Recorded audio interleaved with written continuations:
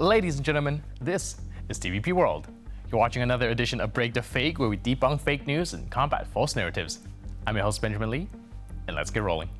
Now, before we dive into this episode, let's turn our attention to Poland for a little bit.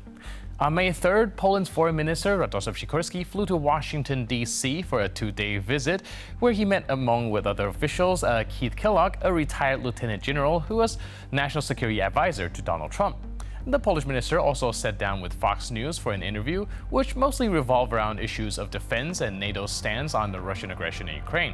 Speaking with Fox's Mike Emanuel, Sikorski said that NATO is returning to its roots, as it was formed to prevent a potential Russian aggression.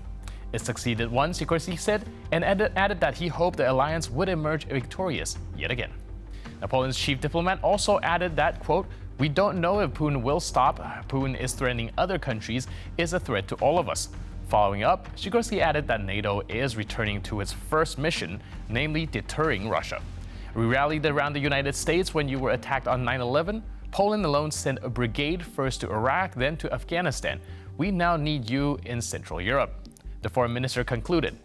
For a good backdrop for the world's Minister Sikorski, let's take a look at a speech of a Russian military official addressing folks assembled for a display of captured military equipment in Moscow. Американская, польская, шведская, чешская, австралийская, южноафриканская. То есть это что нам говорит? То, что с нами, с русским народом, могучим, величеством, воюет весь мир. Мы не нравимся никому. А мы лучшие. Мы не нравимся никому, кроме нашего товарища по вооружению Китая. Мы больше никому не интересны, как товарищи. Мы больше ни с кем не дружим, поэтому на территории... Дальше. Speaking last month at a security conference, Germany's domestic intelligence chief, Thomas Hendenwen, said that the risk of state-driven acts of sabotage is running high. The official also said that Russia has already launched a campaign of operations in Europe aimed at fostering chaos and upheaval. In the UK, two men were accused of working for Russia following their arrest for allegedly setting a fire to a warehouse with aid for Ukraine. In Sweden, security services suspects that the recent series of train derailments could actually have been a result of sabotage. The Czech transport minister has recently come out saying that Russia tried to wreck the Czech railway signaling systems. In Estonia, operatives of the Kremlin had attacked the car of the country's interior minister.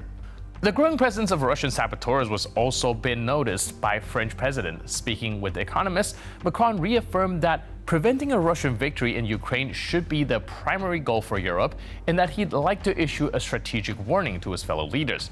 Emphasizing France's history with military intervention and bringing up the Sahel, Macron said that should Russians successfully tear through the front lines and should Ukraine make an official request, the question of whether to send troops to Ukraine should be taken into actual consideration, and that rejecting such a choice up front would mean that no lessons were learned from the last 2 years.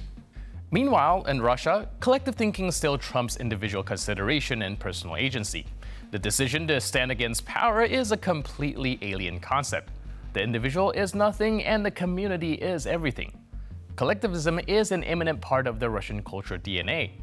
Everyone will die and all of us will be carrying flowers in our names for another century. Take a look at what Russians consider to be motivational speech. Погибнуть всем! Знайте одно! Нас, мать Россия, никогда не забудет! Всем нам будут еще столетия нести цветы к нашим именам! Каждое имя бойца будет высечено на доске обелисков. Нам всем зажгут вечные огни. A Levada Center survey from February 2024 has shown that a whopping 84% of young Russians view Putin positively, and that over 68% of polled respondents believe that Russia is heading in the right direction. It seems that Russia's propaganda efforts are still taking roots in the mind of its youth. Let's take a look at an exhibition of captured NATO equipment that opened in Russia's capital, with locals running around and shaking their fists at the machines and yelling threats against Americans.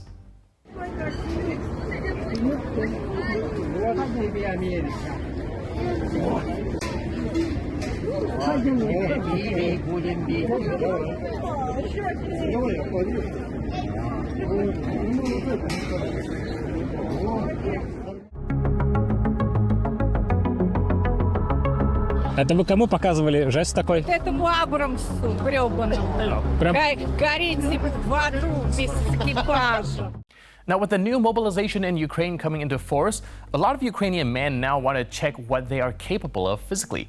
To do this, they can go through a course similar to boot camps held for newly enlisted soldiers held by different brigades and units, and then join their chosen brigade if they perform well enough. In the video ahead, you'll see one such a man who decided to test his mental under the stern eye of an instructor called Yankee. Сразу с покрышек нахуй пошел! Быстрее, блядь! Быстрее, нахуй! Вот, блядь! Быстрее! Моя бабушка быстрее ползет, блядь!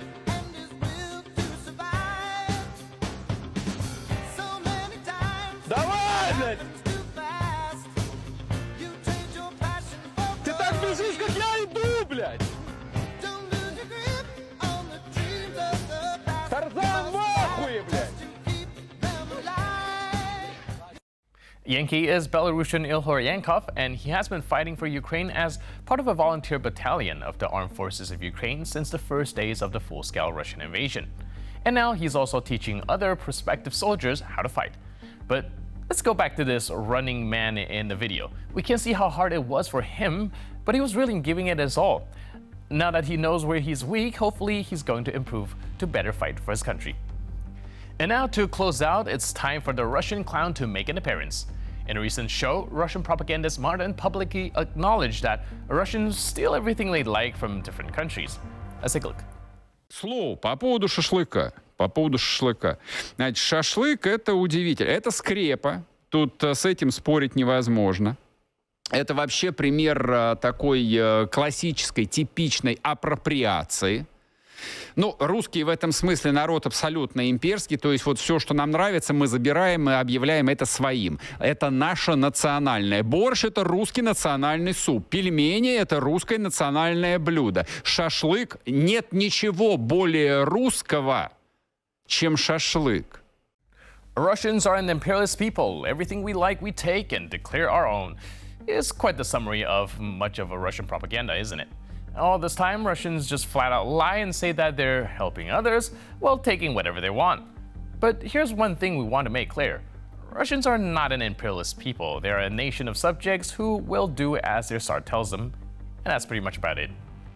And with that, we conclude this edition of Break the Fake. But for more news, update, and commentary, please stay tuned to TVP World.